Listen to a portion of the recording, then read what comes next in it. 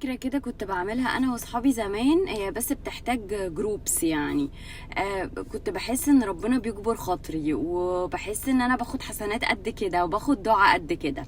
والفكرة كالاتي: بنشوف عند كل واحد فينا اللبس اللي هو مش محتاجه، مش اللبس المقطع او البايظ، اللبس اللي هو مش محتاجه، اكسسوارات مش محتاجاها، جزم مش محتاجها، جاكيتس مش محتاجها، وبنبدأ نوديها الدراي كلين ونكيسها كويس جدا ونخليها اكنها جديدة لانج، ونروح الاماكن اللي الناس فيها بتكون محتاجة، وبنعمل الاسعار مثلا اغلى حاجة مثلا بتكون ب50 جنيه، اللي هو الجاكيت اللي من الاخر يعني.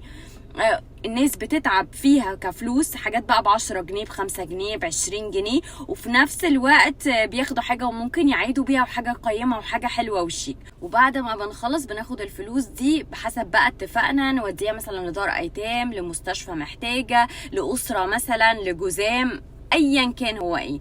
فالموضوع بيبقى حلو قوي. واحد، انت ممكن تنزل في الصيام تسلي صيامك بحاجات اصلا بتكبر خاطر الناس واسعارها كويسه، او ممكن تنزل بقى بعد صلاه التراويح اللي هو بالليل.